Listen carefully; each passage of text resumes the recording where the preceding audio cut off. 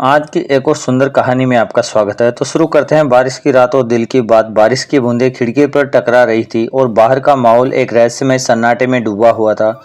मैं करण अपने छोटे से शहर लखनऊ में 12वीं की इम्तिहान देने के बाद खाली समय की बोरियत में जूझ रहा था। घर वाले हर छोटा मोटा काम मेरे सिर पर डाल देते, कभी बाजार से सामान लाना तो कभी दूध लेके आना। लेकिन मेरा मन कुछ और ही चाहता था, कुछ रोमांस, कुछ नया, कुछ काज ऐसा जो मेरे इस खालीपन के रंगों को भर दे।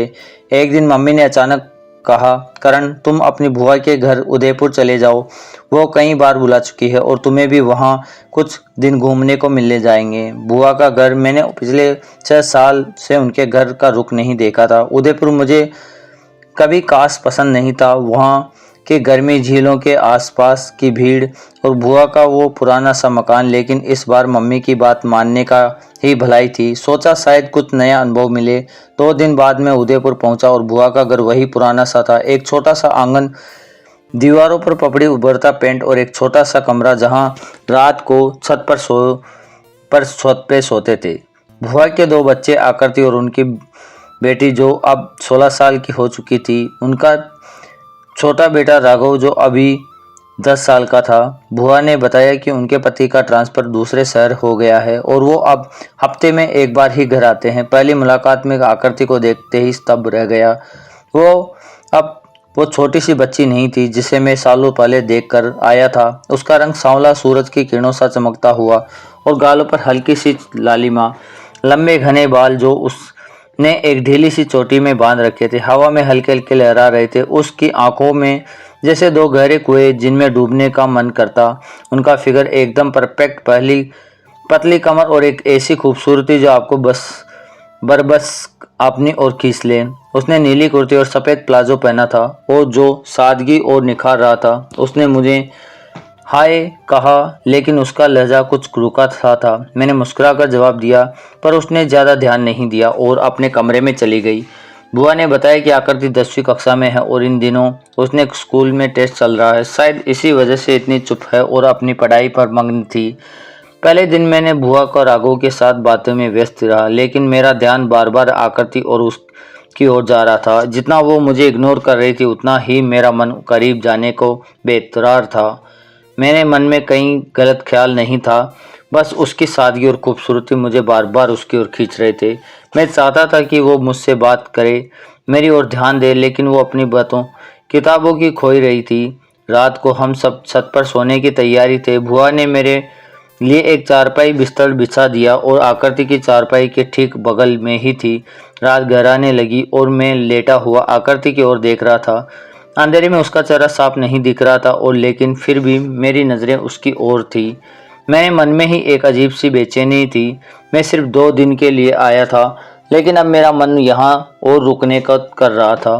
दूसरी रात को अचानक तेज बारिश शुरू हो गई। बुआ ने मुझे और आकृति को अंदर कमरे में सोने को कहा। कमरे में एक छोटा सा पलंग था और वहाँ बाकी बिस्तर फर्श पर बिछे थे। मैं दीवार की तरफ लेट गया और थोड़ी देर बाद नींद आ गई, लेकिन आधी रात को बादलों की गिड़गिड़ाहट और बिजली की चमक से मेरी नींद टूट गई। कमरे में गुप्त अंधेरा और बाहर बारिश का शोर गूंज रहा था। अचानक मुझे एहसास हुआ कि मेरे बगल में कोई और भी लेटा हुआ है। मेरे दिल की धड़कन तेज हो गई। बिजली की चमक में मैंने देखा वो आकृति थी। वो गहरी नींद में सो रही थी। उसकी सांसें हल्के हल्की चल रही थी।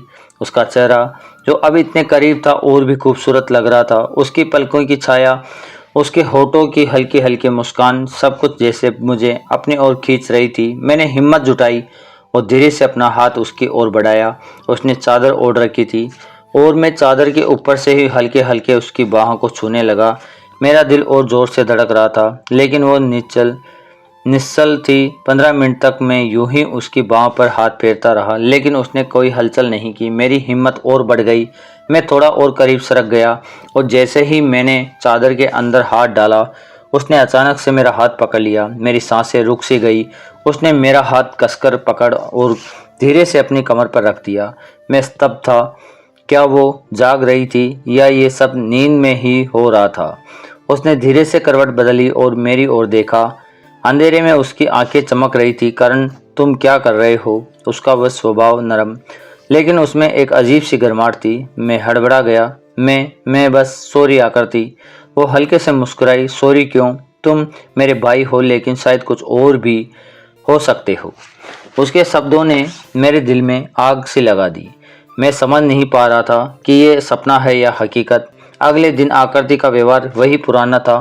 वो फिर से अपनी पढ़ाई में मग्न थी, लेकिन अब उसकी बेरुखी में एक हल्की सी शरारत थी। मैंने हिम्मत करके उससे बात की। पता चला कि उसका मैथ्स का पेपर था और वो उसमें कमज़ोर थी। मैंने उसकी मदद की। रात भर हमने साथ बैठकर पढ़ाई की। उसकी हंसी और उसकी बातें, उसकी छोटी छोटी हरकतें, सब कुछ मेरे दिल को छू रही थी। पेपर के बाद वो मुझे बहुत खुश दिख रही थी। उसने पहली बार मुझसे खुलकर बात की और हमारी दोस्ती गहरी होने लगी। गहरी 2 दिन हमने साथ में खूब बातें की, हंसे और एक दूसरे को समझने की कोशिश की।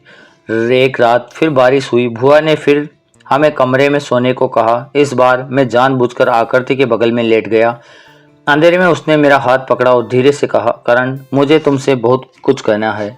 मेरा दिल जोर जोर से धड़क रहा था। क्या आकृति? वो थोड़ा रुकी, फिर बोली, मुझे नहीं पता ये सही है या गलत, लेकिन मुझे तुमसे प्यार हो गया है। उसके शब्द मेरे कानों में गूंजने लगे। मैंने उसका चेहरा अपने हाथों में लिया और कहा, आकृति, मैं भी तुमसे बहुत प्यार करता हूँ, लेकिन हम भाई बहन हैं, यह सब कैसे हो सकता है? उसने मेरी आंखों में देखा। हमारा रिश्ता सिर्फ खून का नहीं, दिल का भी है। मैं तुम्हारे बिना नहीं रह सकती। उस रात हमने एक दूसरे को अपने दिल की बात बताई। अगले दिन मैं घर वापस लौट गया, लेकिन आकृति की बातें, उसकी आंखें, उसकी मुस्कान सब मेरे साथ थी। घर पहुंचकर मैंने मम्मी पापा को सब कुछ बता दिया। पहले तो वो चौंके, लेकिन फिर बुआ से बात हुई। बुआ ने भी हामी भर दी। कुछ महीनों बाद हमारी सगाई हो गई। आकृति और मैं एक दूसरे के साथ एक नई जिंदगी की शुरुआत करने वाले थे। वो बारिश की रात, वो अंधेरा, वो पल, सब कुछ एक खूबसूरत कहानी बन गई।